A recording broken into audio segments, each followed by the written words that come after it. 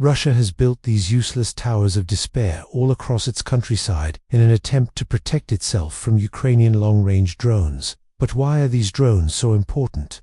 And how exactly are they being used? I'm a US Army combat veteran.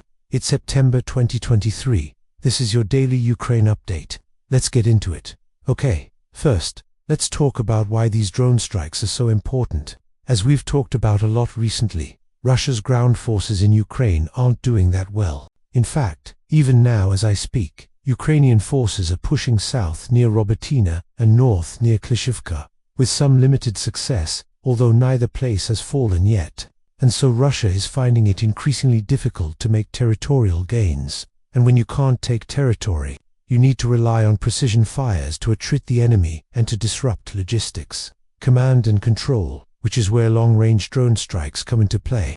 Long-range drone strikes allow you to strike targets deep behind Ukrainian lines. You can target command and control elements, logistics hubs, ammunition depots, and do so at very low risk to your own forces, because these drones don't carry a crew and they fly one way, so they can't be intercepted or shot down. Well, actually they can, but it's much more difficult than shooting down, say, a manned fighter jet or helicopter, because there's no crew on board.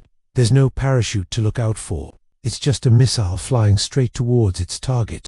Now, the most obvious counter to this sort of attack would be a robust air defense system, but Russia doesn't have enough of those systems to go around, and so instead, it has tried something else. It has begun to construct these ridiculous towers made out of shipping containers or other materials that are topped with mobile short-range air defense systems. These systems include the 9K330SA, the 9K32M2 mount and the 9A330SAA. Now this is a defensive measure that we've seen before. During the Syrian civil war, Russia deployed similar short-range air defense systems atop buildings in an attempt to defend against Israeli airstrikes. But these measures were only partially effective. Israel eventually developed a method for detecting these short-range air defense systems, and then released hardened munitions that could penetrate through them and hit their targets.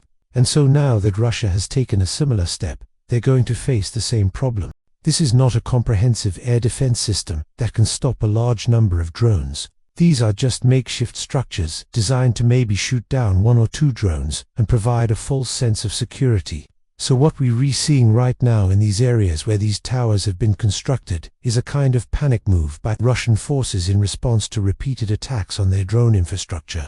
In particular, the main facility where Russia produces these Shahed drones that they use for these long-range strikes is located in Tatarstan, which is on the Volga River northeast of Ukraine. But even though this facility is hundreds of miles away from the front lines, Ukraine has managed to strike it several times over the past few months. Now it's unclear how Ukraine has been able to do this.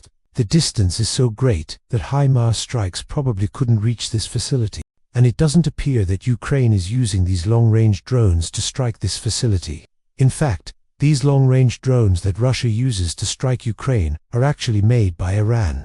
So it seems like another possibility is that Ukraine has agents on the ground in Russia working as saboteurs.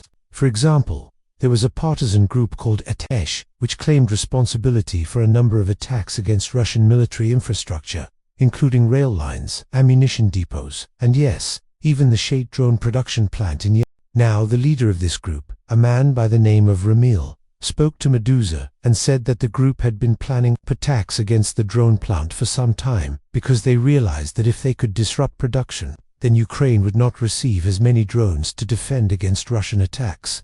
And he claims that his group was actually able to compromise the plant back in January. And that's when they began sending intelligence to Ukraine, which then began striking the plant. And this guy isn't a lunatic. He's actually pretty smart. For example, he mentioned that his group did not launch direct attacks. Instead, they performed what's called a phantom attack, meaning that they would arrive at a military target at night, destroy part of the equipment, and then leave without identifying themselves. Then they would post a video of the destroyed equipment online and claim responsibility, making it clear to the Russians that they were being watched and that their every move was being tracked. It's pretty clever. And so if this is true, if Ukraine has agents operating behind enemy lines, it would explain how they've been able to strike this facility that far behind Russian lines. but it also means that there is an increased likelihood that Ukraine will be able to strike additional targets deep inside Russia. And so this is really bad news for Russia, especially because, according to this guy, Ukraine has already struck the Yelabuga facility 7 times. And while Russia has been able to repair the damage each time, it's taken them a long time to do so. This is a big deal because, according to US officials, Russia has been producing between 30 and 40 drones per month since December of 2023, and that has been causing a real problem for Ukrainian forces, forcing them to focus a significant portion of their resources on shooting down these Iranian drones. But now it looks like Ukraine will have less to worry about. In fact, the US is reporting that they believe Russia's drone production capability will be degraded for the rest of 2025 due to these strikes. Here's what a US defense official had to say. It's our assessment that Iran is not likely to be able to replace the production loss of the Shahed drones, which has been substantial, and that Russia will not have the capacity to produce Shahed drones at any meaningful level until at least the end of 2025. And that is devastating news for Russia. Even before these drone strikes began taking out the production facilities, Russia's supply of these drones had dwindled significantly. That's why Russia has been forced to purchase these drones from Iran at a rate of $1,800 a piece. That's a bargain for such an advanced piece of technology. Normally, Iran sells these drones to Russia for between $20,000 and $30,000. But they've even selling them at a steep discount, because Russia has threatened Iran with military force unless they hand over at least 1,000 of these drones. And so it appears that Russia thought they could replenish their stockpiles of drones fairly easily by purchasing them off the shelf from Iran. But Iran has proven unwilling to sell them at a price Russia is willing to pay.